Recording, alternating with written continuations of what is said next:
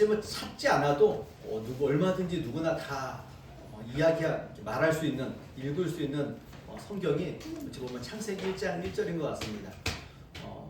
창세기 1장 1절은 쉽게 얘기하면 하나님께서 이 세상을 창조하셨다, 이 이야기를 시작합니다.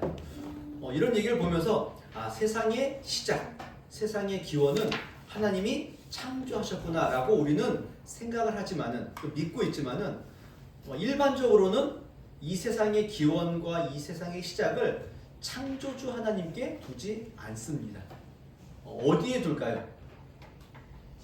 진화론이라는 것으로 이렇게 두죠. 그리고 진화론이 상당히 과학적이고 이성적인 것처럼 많이 이야기들을 합니다. 그럼 우리는 이제 창세기 1장을 보면서 또 세상은 과학적으로 진화론을 이야기할 적에 우리는 많이 부딪히는 경우가 있습니다. 그럴 때 우리는 당연히 뭘 믿을까요? 창조론이 맞다라고 보지만은 세상 사람들은 그렇지 않다라고 보는 겁니다. 그러나 문제는 진화론이든 창조론이든 결국은 본 사람이 있나요? 아무도 없습니다. 경험한 사람이 있을까요? 아무도 없습니다. 문제는 여기에 있습니다. 우리는 창조론을 이야기하던 진화론을 이야기하던 이것을 경험하거나 본 사람이 아무도 없다는 겁니다. 결국은 둘 다 그냥 믿음을 빼고 둘 다 결국 뭡니까? 둘 다 믿음에 기초한 이론인 겁니다. 둘 다. 그래서 일반적으로 세상이 어떻게 생겼는가? 보통 과학적으로 얘기하죠. 빅뱅 이론 들어보셨나요? 네. 빅뱅 이론이 뭡니까? 불이 터지는 거. 예, 터지는 거래. 시작은 이겁니다. 시작은 뭐냐면은 139억 년 전에 한 점이 있었대요. 근데 그 점이 폭발해가지고 점점 팽창되어서 이 우주와 지구가 만들어졌다는 게 뭐라고요? 이게 그냥 쉽게 얘기하면 이게 빅뱅 이론인 겁니다. 근데 잘 생각해 보시면은 그럴 수도 있겠죠. 그러나 잘 생각해 보세요. 그럼 점은 누가 만든 겁니까? 그러면 이 폭발은 왜 생긴 겁니까? 여기에 대한 답은 없는 겁니다. 결국은 빅뱅 이론이 가장 과학적인 것처럼 진화론이 과학적인 것처럼 보여도 결국은 다 뭐에 대해서 생각하는 거죠?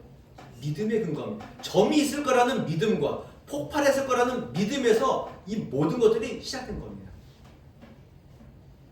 제가 이런 얘기를 하는 이유는 오늘 이렇게 창조와 관계됐기 때문에 여러분들에게 그냥 말씀드리는 겁니다.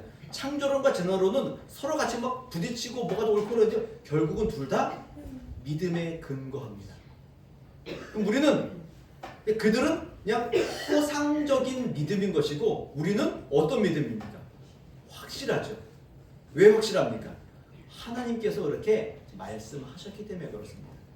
그래서 창조를 믿는다는 것은 굉장한 은혜인 겁니다. 그래서 히브리서 11장에 보면은 이런 표현이 있죠. 믿음으로 모든 세계가 하나님의 말씀으로 지어진 줄을 우리가 아나니 보이는 것은 나타날 것으로 말미암아 된 것이 아니니라. 그러니까 이 세상에 있는 창조는 말씀으로 이 세상에 지어진 것은 뭘 통해서 할 수 있다고요? 믿음입니다. 믿음이 없으면 이런 고백과 이런 내용들을 이야기할 수 없는 겁니다. 그래서 저와 여러분들이 하나님의 은혜로 받은 믿음과 구원의 은혜가 있다면은 이 세상을 누가 만드셨다고 믿는다고요? 하나님이요. 사실 어떻게 보면 안다라는 표현도 약간 좀 애매하긴 합니다. 뭘 본 적도 없는데 어떻게 합니까? 믿는 게 맞습니다. 믿는 게 맞습니다.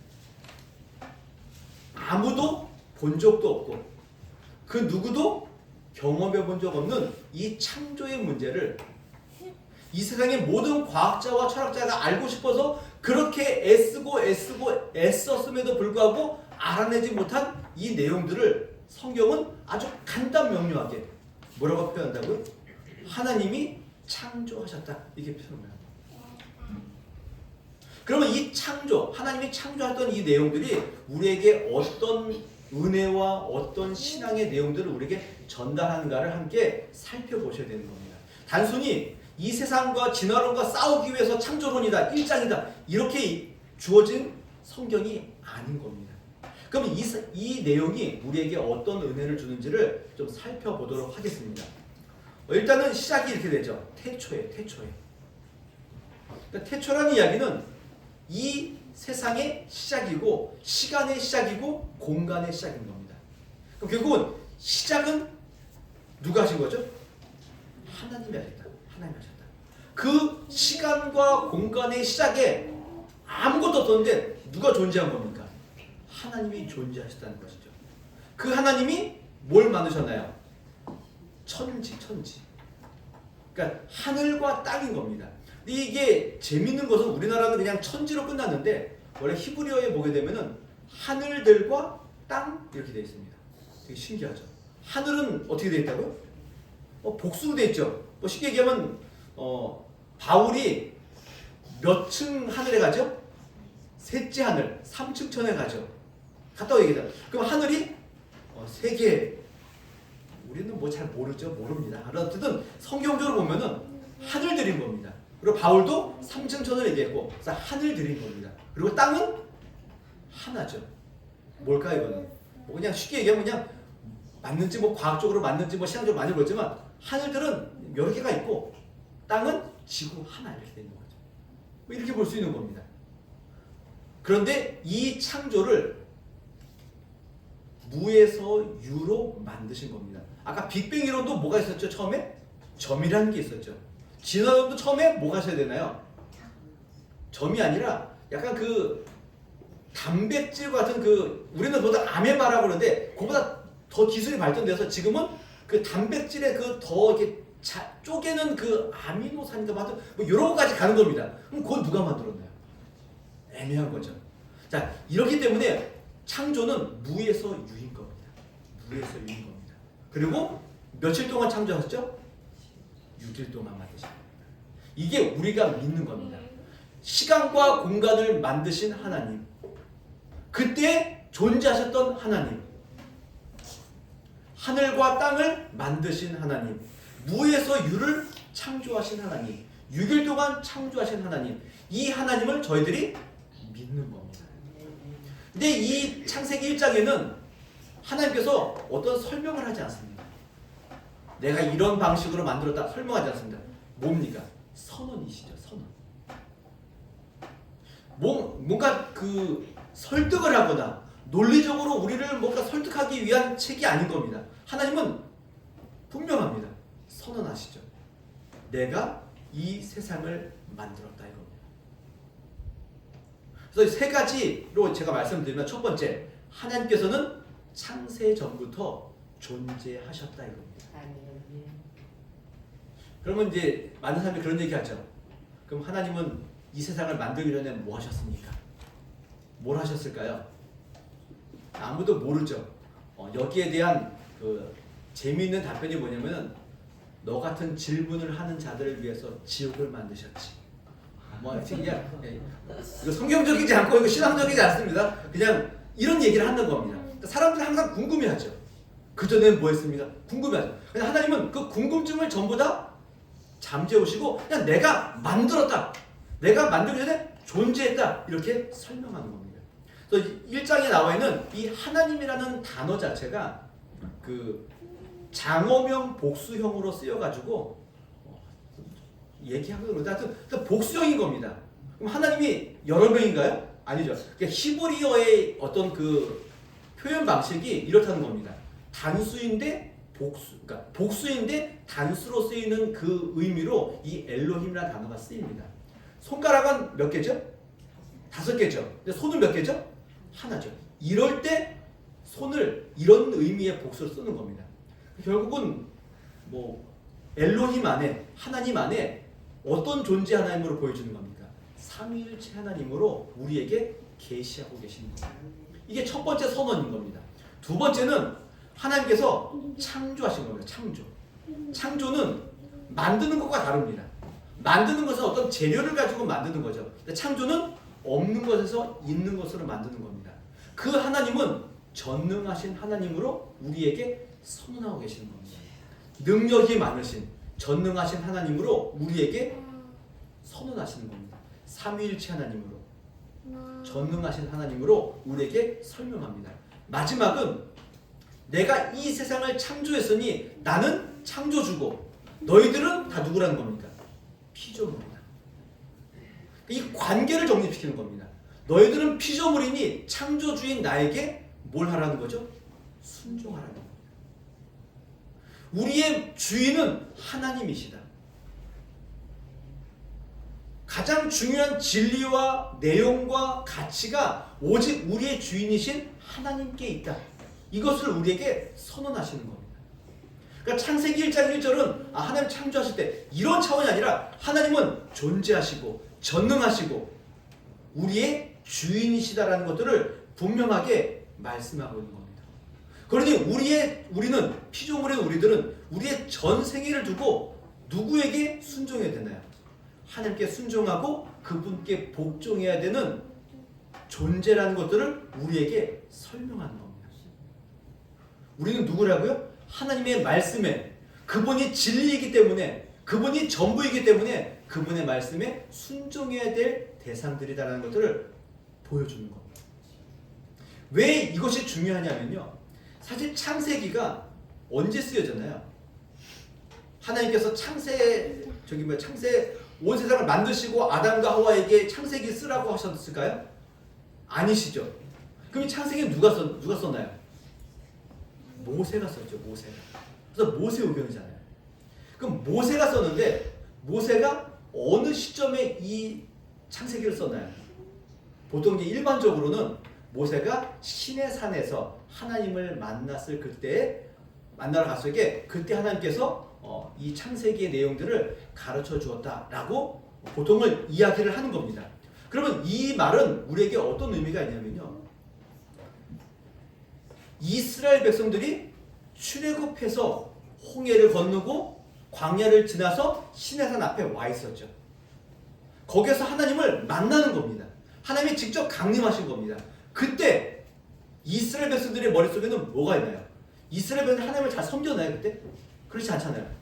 근데 뭐가 있냐면 도대체 우리를 그 큰 애굽에서 구원해 내시고 홍해를 가르시고 광야에서 우리에게 만나와 메추라기로 먹이시면서 여기까지 인도하신 그 하나님은 도대체 누구이신가를 가르쳐준 내용으로 뭐가 기록됐다고요? 창세기가 있는 겁니다. 그러니까 결국은 구원받은 자들에게 너희를 구원하신 하나님이 누구이시냐? 라는 질문 앞에 제일 먼저 하는 내용이 뭐라고요? 너희를 구원하신 그 하나님은 이 세상을 만드신 하나님이시다라고 우리에게 선언하시는 겁니다. 구원받은 자들이 제일 먼저 알아야 될 내용이 창조주 하나님이신 겁니다. 그분은 이 세상을 만드시고 또 창세기 내용 또 뭐가 있나요? 그들을 죄악 가운데서 그들을 불러내시고 그들에게 약속하시고 끝까지 그들과 함께 하시는 하나님으로 이스라엘 백성들이 있는 겁니다. 도대체 그분은 누구이시길래 우리를 구원하신 겁니까? 창조하셨다. 그리고 너희의 조상 아브라함을 죄악 가운데서 우상 가운데서 불러내셨다. 그리고 그 자녀들을 약속으로 여기까지 인도해 내셨다. 이 하나님을 우리에게 보여주는 겁니다. 구원받은 저와 여러분들은 제일 먼저 누구를 보셔야 된다고요? 창조주 하나님을 기억하셔야 되는 겁니다. 그분은 창조하시면서 이미 우리에게 뭘 약속하신 겁니까? 구원을 약속하신 겁니다. 구원받은 우리를 어느 때부터요? 창조할 때부터 우리를 향하신 그 마음을 가지고 여기까지 인도하신 겁니다. 이 굉장한 은혜의 내용들이고, 하나님이 우리를 구원하셨다. 하나님이 우리를 창조하셨다. 굉장한 은혜 가운데 있는 겁니다. 그래서 창세기 1장은 누구에게 준 책이라고요? 구원받은 이스라엘 백성들에게 하나님을 알려주기 위해서 기록된 책이고, 또 오늘날 저와 여러분에게 구원받은 저와 여러분들이 도대체 우리를 구원하신 하나님이 누구신지를 보여주기 위한 책이 바로 창세기 1절인 겁니다. 그럼 창조주 하나님을 아는 것은 이게 중요한가요? 중요한가요? 안 중요한가요? 중요합니다. 당연히 구원받은 자들이 알아야 될 내용으로서의 중요함도 있지만은 창조주 하나님을 안다는 것은 우리의 믿음과 신앙이 한 단계 올라가는 계기가 되기도 하는 겁니다. 이것을 우리가 어디서 볼 수 있냐면요, 욥기에서 봅니다. 여러분들 욥기를 보면은 욥이 신앙이 그래도 나름 괜찮은 사람이었죠. 1장 2장을 보면은 굉장히 괜찮은 사람입니다. 근데 3장부터 보면 어떤가요? 도대체 이 사람이 신앙인인지 아닌지 어려울 만큼 이상한 곳으로 흘러갑니다. 처음에는 뭐 주신 분도 하나님이시고 거두신 분도 하나님이시고 그러니 하나님만 영광 받으십시오. 1, 2장 그렇게 얘기해놓고 3장 가서는 뭐라고 얘기한다고요? 도대체 나를 왜 태어나게 하신 겁니까? 생일을 저주하고 뒤에 가서는 마지막에 뒤에 가면 뭐라 그러나요? 자기는 의롭고 누가 불의하나요? 하나님이 불의하십니다라고 계속해서 얘기하는 게 욥기인 겁니다. 희한하죠. 그런데 이런 욥이 우리가 잘 아는 맨 마지막 42장에 가면은 욥이 이렇게 고백을 합니다.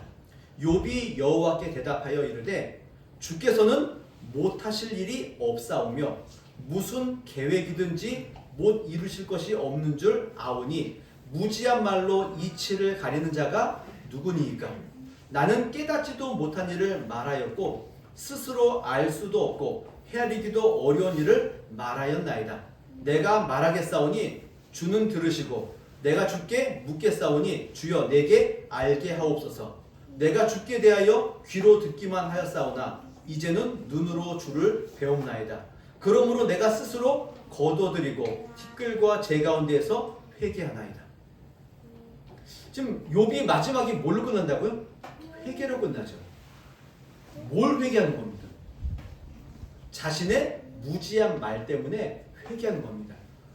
하나님께서 자기에게 어떤 주시는 어떤 고난과 고통에 대해서 하나님을 욕하고 하나님을 어떻게 보면 그 불의하다 하고 자기의 생일을 저주했던 그 어리석은 이야기들을 내가 회개합니다라고 회개하고 있는 내용인 겁니다. 그럼 갑자기 욥이 왜 회개했습니까? 앞에서는 하나님을 그렇게 막 불의하다라고 막 투정 부리고 하나님께 대항하던 욥이 왜 갑자기 회개했나요? 이 불만과 그 하나님을 향한 그 부르짖음 가운데 회개 이 사이에 뭐가 있었나요? 하나님이 그에게 말씀하시는 내용이 있죠. 그 말씀의 내용이 뭘까요? 욥기 38장부터 41장까지가 하나님의 대화의 말씀인 겁니다. 근데 그 내용은 뭡니까? 하나님이 이렇게 38장에 보면은 이렇게 시작합니다. 그때 여호와께서 폭풍우 가운데에서 욥에게 말씀하여 이르시되 무지한 말로 생각을 어둡게 하는 자가 누구냐? 너는 대장부처럼 허리를 묶고 내가 내게 묻는 것을 대답해라. 그러니까 욥의 그 이야기를 다 들은 다음에 하나님 나타나셔서 너 내가 묻는 것에 대답해라 얘기하는 겁니다. 그럼 뭘 묻나요? 땅의 기초가 놓일 적에 너 뭐 했냐? 이겁니다. 바다를 만들 때 너 뭐 했냐? 너 눈의 곡간을 본 적이 있느냐? 우박 창고를 본 적이 있느냐? 사실 뭐 생뚱맞죠. 요번 지금 뭘 물어보는 거죠? 하나님 너무 힘듭니다. 도대체 나에게 왜 이렇게 고난을 주시는 겁니까? 하나님 정말 의로우신 분 맞습니까? 근데 하나님 뭘 얘기한다고요? 그에게 뭐 야 너와 이래서 이런 거지 뭐 이게 설명하지 않고 땅의 기초를 본 적이 있냐? 우박 창고 봤냐? 또 뒷부분에 가서 뭘 얘기합니까? 악어가 왜 힘이 센 줄 아냐? 하마가 왜 힘이 센 줄 아냐? 뭐 이상한 얘기만 하시는 겁니다. 그러니까 창조의 내용과 자연계의 이치를 이야기하면서 너 정말 이거에 대해서 아느냐? 모르느냐? 묻는 겁니다. 그리고 나서 욥이 깨닫는 거죠. 아, 하나님은 이런 분이셨구나. 하나님은 아무 생각이 없는 분이 아니라 힘만 있는 분이 아니라 계획하시고 실행하시고 이루시는 분이구나. 이것을 깨닫는 겁니다. 그러면서는 자기가 얼마나 무지한지를 깨닫는 겁니다. 그러니까 창조주 하나님을 안다는 것은 단순히 그분이 우리를 창조하셨어. 첫째 날은 빛, 뭐 둘째 날은 뭐 궁창. 이것을 아는 사실 문제가 아니라 그것을 행하신 그 하나님이 아무런 생각 없이 계획 없이 하신 것이 아니라 분명한 계획과 목적을 가지고 우리와 우리를 위해서 그 모든 것들을 행하셨다는 것을 아는 겁니다. 그때 우리가 깜짝 놀라는 겁니다. 그제서야 깜짝 놀라는 겁니다. 하나님이 행하신 그 일에 그 능력과 지혜와 하나님의 전능하심이 들어가 있는 것을 깨달을 때 우리가 그분 앞에 납작 엎드리는 겁니다. 창조는 그런 겁니다. 구원받은 이스라엘 백성들이 창조주 하나님 앞에 엎드릴 수밖에 없는 겁니다. 너희가 여기에 서 있는 이유는 창조주 하나님이 여기까지 인도하신 것이다. 이것을 아는 겁니다. 저와 여러분들도 신앙생활하면서 하나님 앞에 항복할 때가 언제입니까? 하나님의 그 뜻을 우리가 깨달을 때 아닙니다. 어떤 어려움과 고난이 찾아오면은 우리는 대번 하나님께 원망합니다. 뭐 대부분 다 원망합니다. 아닌 것처럼 하지만은 겉으로는 아예 하나님의 은혜가 있지. 겉으로는 얘기하지만은 속으로는 다 어떻습니까? 도대체 하나님 왜 그러시는 거냐고. 다 그렇습니다. 뭐 저라고 안 그럴까요? 겉으로는 제가 뭐 어려운 일 있으면은 아닌 것처럼 막 시시 웃고 그러지만은 속으로는 뭐 저도 다 타들어가는 겁니다. 원망하는 겁니다. 다 똑같죠. 근데 이 원망과 불평이 언제 사라집니까? 그분의 뜻을 깨달을 때 사라지는 거 아닙니까? 그분이 나를 사랑하시고 나를 인도하시고 나와 함께 하시는 그 하나님을 알 때 우리가 전부 다 거기에 넘어지고 거기에 항복하고 그분 앞에 우리의 모든 것들을 다 드리는 거 아닙니까? 창조주 하나님을 믿는 것은 그런 겁니다. 어떤 사실의 문제가 아니라 과학적인 그런 문제가 아니라 구원받은 저와 여러분들이 하나님 앞에 온전히 순종하고 그분께 무릎을 꿇고 그분 앞에 우리의 모든 것들을 다 맡길 수 있는 그 신앙과 믿음이 어디서 나온다고요? 창조주 하나님을 믿을 때 나오는 겁니다. 이 사실을 기억하셔야 됩니다. 제가 창세기 오늘 1장 이렇게 준비하면서 보통은 이제 대부분 다 아는 내용들이었는데 하나 이제 특이한 내용들 하나 봤는데 뭐냐면 히브리인, 그러니까 쉽게 얘기하면 그 랍비들이 이야기하는 이 창세기 1장에 대한 해석들이 있더라고요. 근데 제가 처음 랍비들의 얘기를 처음 들어봤는데 굉장히 은혜로워서 제가 좀 소개를 좀 해드릴게요. 창세기 1장에 나와 있는 그 태초에라는 단어가 그냥 히브리어로 뭐 어떤 뭐가 있습니다. 근데 그 히브리어를 이분들은 뭐라고 표현하냐면은 그 태초에라는 단어에 집이라는 의미가 들어가 있고요. 하나는 아내라는 의미가 있다는 겁니다. 원래는 그냥 창조, 태초에가 맞는데 그것을 이렇게 분해해 버리면은 집이라는 단어와 아내라는 단어가 있다는 겁니다. 그래서 태초에라는 이 단어 안에 뭐가 있는 거죠? 하나님께서 나의 집 안으로 들어와라 라는 그 의미가 담겨져 있다는 겁니다. 그래서 하나님께서는 하늘과 땅을 창조하신 그 처음, 그 시작을 하나님 아버지 품 안에서 하시면서 창조하신 세상을 아버지의 집으로 만드시고 창조된 모든 창조물을 아버지 집 안에 두셨다는 의미가 태초에라는 단어에 들어가 있다라고 랍비들이 이야기를 하더라고요. 굉장히 은혜롭지 않나요? 이 세상을 만드시면서 하나님은 뭘 거기에 드셨다고요? 나의 집 안으로 들어와라. 나의 집 안에서 은혜를 누리자. 나의 집 안에서 하나님과 함께 영원히 같이 살자라는 의미가 거기에 담겨져 있는 겁니다. 그런데 실제로 어떻게 됐나요? 하나님 안에 이 세상을 두셨는데 그 안에 우리를 품으셨는데 우리가 죄로 그것들을 전부 다 내팽겨치고 나갈 수밖에 없었죠. 그런데 그 하나님께서 그런 우리들을 그 품 안에서 우리가 죄로 내서 밖으로 나갔기 때문에 너희들은 죄 때문에 다시 들어올 수 없어. 버리셨나요? 아니죠. 그럼 우리를 다시 그 집 안으로 품 안으로 들어오도록 하기 위해서 우리를 택하시고 우리를 구원하시고 우리와 함께 하시는 은혜를 지금까지 하고 계시는 겁니다. 그러니까 창조하실 때 그 하나님의 그 마음과 뜻과 계획이 지금까지 한 번도 변함이 없다는 것을 보여주는 내용인 겁니다. 하나님의 이 변함없는 은혜와 사랑에 그 창조하신 그 목적과 은혜를 저와 여러분들이 함께 다시 한번 바라보셔야 되는 겁니다. 이게 그분이 우리를 창조하신 이유가 여기 있습니다. 그분의 집 안으로, 그분의 품 안으로 우리를 품어주시는 은혜가 여기에 있는 겁니다. 오늘 그 은혜를 받은 저와 여러분들이 교회에 나와 예배하고 주님을 찬송하고 있는 겁니다. 그 하나님이 저와 여러분들을 한 주간 동안도 지키시고 보호하시고 인도하실 것입니다. 그러니 저와 여러분들이 흔들리면 되나요, 안 되나요? 안 되는 겁니다. 창조하셨을 때부터 가지고 있었던 그 계획과 목적을 지금까지 우리를 지키시고 보호하시는 겁니다.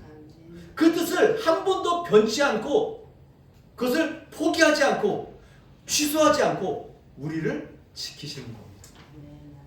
그 은혜의 내용들이 어디에 담겨져 있다고요? 창조에 담겨져 있는 거예요. 그러니 그 창조주 하나님을 믿고 의지하며 살아가는 그 은혜가 얼마나 귀하고 복된지를 기억하시면 좋을 것 같습니다. 하나님은 창조주 하나님이십니다. 그 창조주 하나님이 우리를 구원하셨습니다. 그리고 그 구원하신 그 하나님이 우리를 창조의 뜻과 계획과 목적에 맞게 우리로 하여금 달려가게 하시는 겁니다.